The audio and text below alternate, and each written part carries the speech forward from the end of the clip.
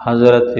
سیدنا ابو بکر صدیق رضی اللہ تعالی عنہ کا نام نامی اسم گرامی عبداللہ ہے۔ ابو بکر آپ کی کنیت ہے اور صدیق آپ کا لقب ہے۔ زمانہ جاہلیت میں آپ کا نام عبد الکعبہ رکھا گیا تھا، پھر نبی پاک صلی اللہ علیہ وآلہ وسلم نے آپ کا نام عبد الکعبہ کی جگہ پر عبداللہ رکھ دیا۔ حضرت ابو بکر صدیق رضی اللہ تعالی عنہ کی ولادت حضور صلی اللہ علیہ وآلہ وسلم کی ولادت کے 2.5 سال کے بعد مکہ المکرمہ میں قبیلہ قریش کی شاخ بنو تمیم میں ہوئی۔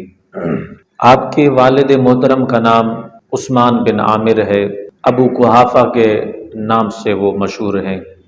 آپ کی والدہ ماجدہ کا نام نامی ام الخیر حضرت سیدہ بی بی سلمہ ہے۔ حضرت ابو بکر صدیق رضی اللہ تعالی عنہ کا شجرہ نسب نبی پاک صلی اللہ علیہ وآلہ وسلم کے شجرہ نسب کے ساتھ 7ویں پشت میں جا کر مل جاتا ہے۔ یعنی اس طرح اگر دیکھا جائے، اس اعتبار سے دیکھا جائے تو نبی پاک صلی اللہ علیہ وآلہ وسلم کے خاندان سے ہیں، 7ویں پشت سے حضرت سیدنا ابو بکر صدیق رضی اللہ تعالی عنہ۔ حضرت ابو بکر صدیق رضی اللہ تعالی عنہ اولین صحابہ کرام میں آپ کا شمار ہوتا ہے۔ مختلف روایات ہیں، جن میں ایک روایت یہ ہے کہ سب سے پہلے نبی پاک صلی اللہ علیہ وآلہ وسلم پر حضرت ام المؤمنین سیدہ خدیجۃ الکبریٰ رضی اللہ تعالی عنہا نبی پاک پر ایمان لائی، اور پھر حضرت علی المرتضیٰ شیر خدا ایمان لائے، حضرت زید بن حارثہ ایمان لائے۔ تو اس کو تطبیق جو ہے وہ اس طرح دی گئی ہے کہ آزاد مردوں میں سب سے پہلے نبی پاک صلی اللہ علیہ وآلہ وسلم پر ایمان لانے والے حضرت ابو بکر صدیق ہیں۔ خواتین میں سے سب سے پہلے نبی پاک صلی اللہ علیہ وآلہ وسلم پر ایمان لانے والی حضرت ام المؤمنین سیدہ خدیجۃ الکبریٰ رضی اللہ تعالی عنہا ہیں۔ بچوں میں سب سے پہلے نبی پاک صلی اللہ علیہ وآلہ وسلم پر حضرت سیدنا علی المرتضیٰ رضی اللہ تعالی عنہ ایمان لائے۔ پھر غلام مردوں میں حضرت سیدنا زید بن حارثہ رضی اللہ تعالی عنہ نبی پاک صلی اللہ علیہ وآلہ وسلم پر ایمان لے آئے۔ تو اس طرح تطبیق جو ہے وہ دی جاتی ہے کہ آزاد مردوں میں سب سے پہلے جناب ابو بکر صدیق ایمان لائے، خواتین میں سیدہ خدیجۃ الکبریٰ ایمان لائی، بچوں میں حضرت سیدنا علی المرتضیٰ ایمان لائے، اور غلام مردوں میں سے حضرت سیدنا زید بن حارثہ رضی اللہ تعالی عنہ نبی پاک صلی اللہ علیہ وسلم پر ایمان لے آئے۔ حضرت سیدنا ابو بکر صدیق رضی اللہ تعالی عنہ جب آپ کی عمر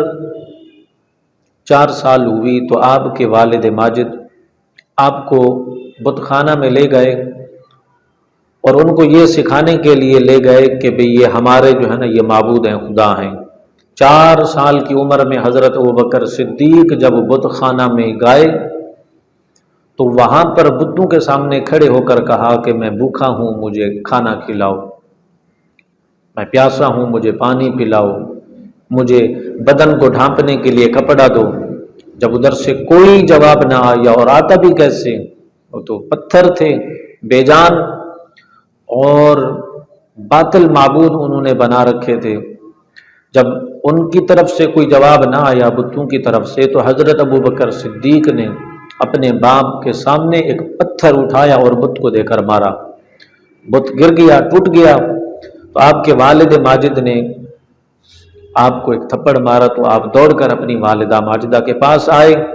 جب وہاں پہنچے تو آپ کے والد جناب ابو قحافہ اس وقت جو ایمان نہیں لائے تھے،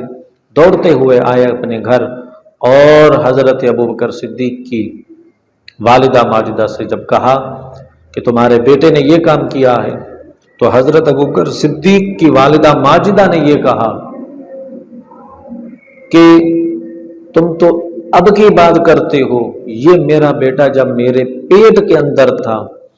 تو میرے پیٹ میں جب یہ میرا بچہ تھا، میں اس وقت جب بتوں کے سامنے جھکتی تھی تو یہ میرا بیٹا میرے پیٹ میں سیدھا ہو جاتا تھا، مجھے بتوں کے سامنے نہیں جھکنے دیتا تھا۔ جب تک یہ میرے پیٹ میں رہا، اس نے مجھے بتوں کے آگے جو ہے وہ نہیں جھکنے دیا۔ تو جناب ابو بکر صدیق رضی اللہ تعالی عنہ کی یہ شان ہے کہ وہ بچپن سے نہ تو انہوں نے کبھی بتوں کے سامنے سجدہ کیا، ان کی عبادت کی، نہ شراب نوشی کی، کسی بھی غیر شرعی کام میں حضرت ابو بکر صدیق زمانہ جاہلیت میں بھی ملوث نہیں تھے۔ یہ شان ہے حضرت ابو بکر صدیق کی۔ نبی پاک صلی اللہ علیہ وآلہ وسلم نے اعلان نبوت فرمایا 40 سال کی عمر میں۔ حضرت ابو بکر صدیق رضی اللہ تعالی عنہ نبی پاک کے اعلان نبوت فرمانے سے پہلے یہ تاجر تھے، چونکہ کامیاب تاجر تھے، بہت بڑے تاجر تھے، مکہ کے ملک شام میں، یمن میں جاتے تھے، تو یہ تجارت کی غرض سے ملک شام میں گئے تو وہاں پر انہوں نے خواب دیکھا۔ خواب یہ دیکھا کہ آسمان سے چاند ٹکڑے ٹکڑے ہو کر مکہ کے سرزمین میں پھیل گیا ہے، کوئی بھی مکہ کا گھر ایسا نہیں تھا جس میں اس چاند کے ٹکڑے نہ گرے ہوں۔ پھر وہ تمام ٹکڑے جمع ہوئے اور وہ تمام ٹکڑے جمع ہو کر حضرت ابو بکر صدیق رضی اللہ تعالی عنہ کی جھولی میں آ گئے۔ تو جب یہ خواب دیکھا تو بیدار ہوئے، تو صبح کو انہوں نے اپنا خواب سنانے کے لیے وہاں کے لوگوں سے پوچھا کہ کوئی کاہن ہو، کوئی راہب ہو، تو انہوں نے بحیرہ راہب کا پتہ بتایا۔ حضرت ابو بکر صدیق بحیرہ راہب کے پاس چلے گئے، وہاں جا کر ان کو اپنا خواب سنایا تو انہوں نے حضرت ابو بکر صدیق سے ان کا تعارف پوچھا کہ آپ کہاں کے رہنے والے ہو؟ تو انہوں نے بتایا کہ میں مکہ کا رہنے والا ہوں۔ فرمایا کون سے قبیلے سے تعلق رکھتے ہو؟ کہا قریش قبیلہ سے تعلق ہے۔ پوچھا کہ قریش کی کون سی شاخ سے ہو؟ کہا بنو تمیم کی شاخ سے ہوں۔ حضرت ابو بکر صدیق نے جب یہ تعارف کرایا تو اس نے کہا کہ آپ اپنے پیٹ سے کپڑا ہٹائیے، میں ساری نشانیاں سن چکا ہوں، ایک نشانی مجھے دیکھنی ہے۔ تو حضرت ابو بکر صدیق نے کہا کہ میرے خواب کی تعبیر میں نے آپ سے پوچھی ہے، میرے خواب کی تعبیر کا میرے جسم سے کیا تعلق ہے؟ کہا جسم سے تعلق ہے، آپ کپڑا ہٹاؤ۔ حضرت ابو بکر صدیق نے جب اپنے پیٹ مبارک سے کپڑا ہٹایا تو وہاں پر ایک تل بنا ہوا تھا، کالا نشان تھا کالے رنگ کا۔ تو جب اس نے وہ نشانی دیکھ لی، کہا کہ اب پردہ کر لو۔ حضرت ابو بکر صدیق رضی اللہ تعالی عنہ کو اس بحیرہ راہب نے کہا کہ اے نوجوان تمہیں مبارک ہو، ان قریب سرزمین مکہ پر اللہ تبارک و تعالی نے نبی آخر الزمان کو بھیج دیا ہے، اور وہ نبی آخر الزمان ان قریب اپنی نبوت کا اعلان فرمانے والا ہے، اور اس نبی کی سب سے پہلے جو تصدیق کرنے والا ہوگا، جو سب سے پہلے کلمہ پڑھنے والا ہوگا، وہ تو ہی ہوگا، تجھے مبارک ہو۔ حضرت ابو بکر صدیق آ گئے اور کافی عرصہ ہو گیا، بھول گئے خواب۔ پھر وقت گزرتا گیا، کچھ عرصہ کے بعد نبی پاک صلی اللہ علیہ وآلہ وسلم نے اعلان نبوت فرمایا۔ جس رات اعلان نبوت فرمایا تو حضرت ابو بکر صدیق رضی اللہ تعالی عنہ وہ رات بے چین سے رہے، نیند نہ آئی، سوچتے رہے کہ کیا کروں، اور پھر وہ ان کو اپنا خواب بھی یاد آتا رہا۔ صبح ہوئی، ادھر نبی پاک صلی اللہ علیہ وسلم نے اپنی نبوت کا اعلان فرما دیا تھا دن میں۔ دوسرا دن جب آیا تو نبی پاک صلی اللہ علیہ وسلم نے فرمایا کہ میں کسی کو اپنا رازدار بناؤں اور یہ اپنا راز کسی کو بتاؤں، کون سا شخص ہو؟ نبی پاک صلی اللہ علیہ وسلم کے ذہن مبارک میں حضرت ابو بکر صدیق کا نام نامی آیا، کیونکہ حضرت ابو بکر صدیق رضی اللہ تعالیٰ عنہ زمانہ جاہلیت میں بھی نبی پاک صلی اللہ علیہ وسلم کے دوست تھے۔ ادھر حضرت ابو بکر صدیق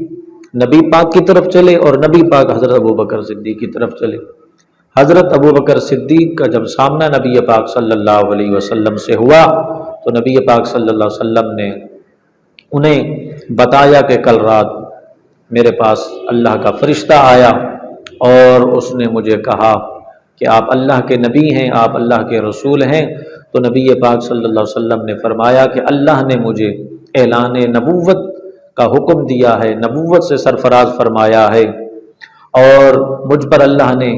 وحی نازل فرمائی ہے۔ تو جب نبی پاک نے یہ ارشاد فرمایا، حضرت ابو بکر صدیق نے بغیر کسی تردد، بغیر کسی شک و شبہ کے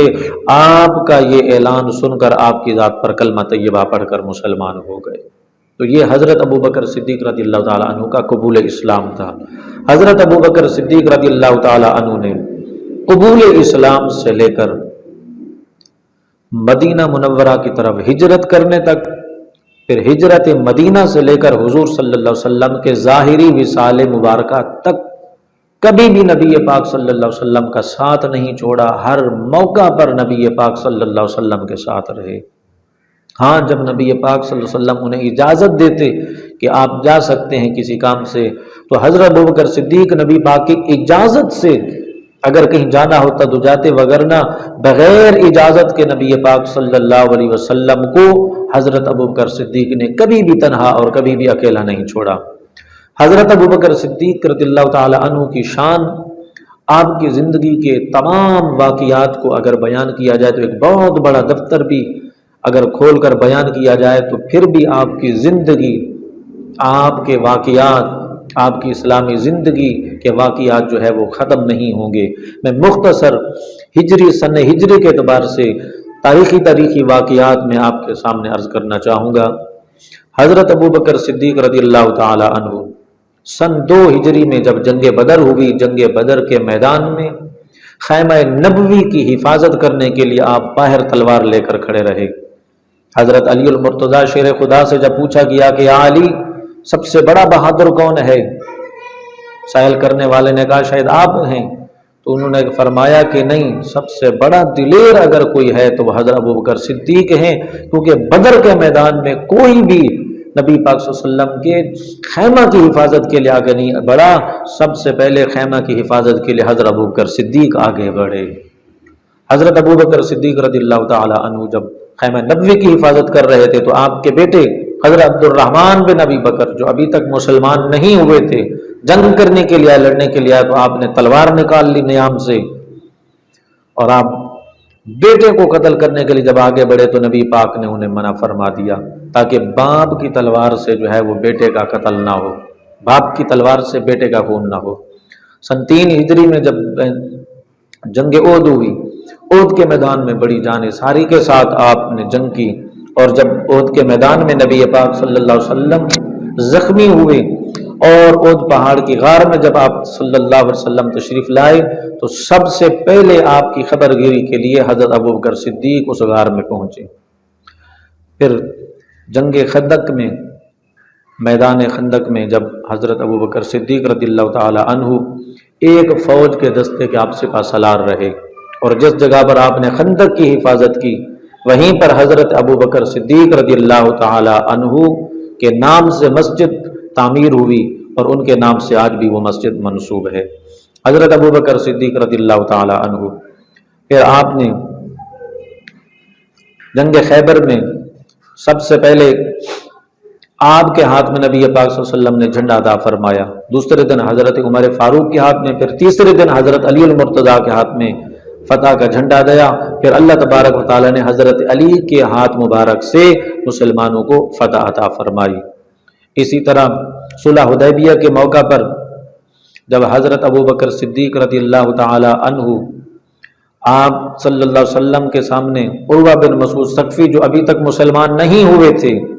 وہ آئے نبی پاک صلی اللہ علیہ وسلم کے ساتھ گفتگو کرنے کے لیے، آپ کی داڑھی مبارک کے ساتھ کھیلنے لگے، آپ نے اپنی تلوار کا دستہ اس کو مارا، فرمایا اپنا ناپاک ہاتھ نبی پاک صلی اللہ علیہ وسلم کی مبارک داڑھی مبارک سے فرمایا دور ہٹاؤ۔ اور پھر جب نبی پاک کو اس نے کہا کہ یہ آپ کے ساتھی آپ کو چھوڑ کر چلے جائیں گے، حضرت ابوبکر صدیق نے بڑے سخت جملے کہے اور فرمایا کہ یہ کیسے ہو سکتا ہے کہ ہم اللہ کے رسول کو چھوڑ کر چلے جائیں، تو آپ کو یہ چھوڑنے کا سوال ہی پیدا نہیں ہو سکتا، ہم کٹ سکتے ہیں لیکن نبی پاک صلی اللہ علیہ وسلم کے ساتھ جو ہے نا وہ غداری نہیں کر سکتے ہیں۔ اسی طرح حضرت ابوبکر صدیق رضی اللہ عنہ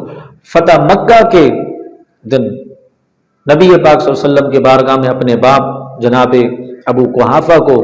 حضرت عثمان بن عامر کو لے کر آئے اور انہوں نے کلمہ طیبہ پڑھا، حضور علیہ الصلوۃ والسلام کی غلامی میں آئے، اور یہ حضرت ابوبکر صدیق ان کو رسول اللہ صلی اللہ علیہ وسلم کی بارگاہ میں لے کر آئے۔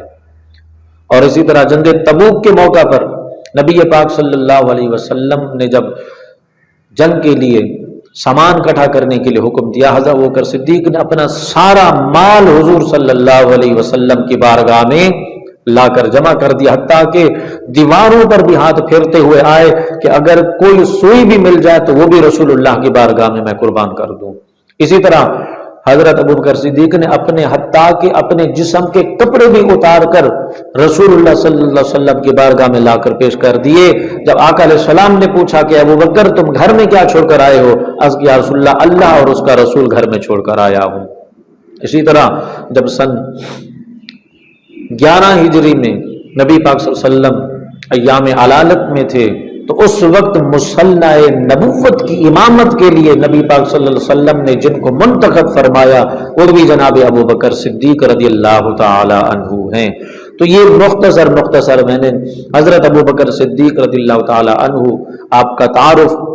آپ کا قبول اسلام، اور آپ صلی اللہ علیہ وسلم کی نبی پاک صلی اللہ علیہ وسلم کے ساتھ جو وفاداری اور جو آپ کے ساتھ گزرے ہوئے معاملات تھے اسلامی تاریخ کے اندر جو موجود ہیں، ان پر میں نے مختصر روشنی ڈالی ہے۔ مزید اس کے اوپر جو ہے حضرت ابوبکر صدیق رضی اللہ تعالی عنہ کے فضائل، آپ کے کمالات کے اوپر مزید جو ہے وہ انشاءاللہ گفتگو ہوتی رہے گی۔ اللہ پاک ہمیں نبی پاک صلی اللہ علیہ وسلم کے اس جانثار، وفادار، یار غار اور یار مزار کی محبت نصیب فرمائے، آمین۔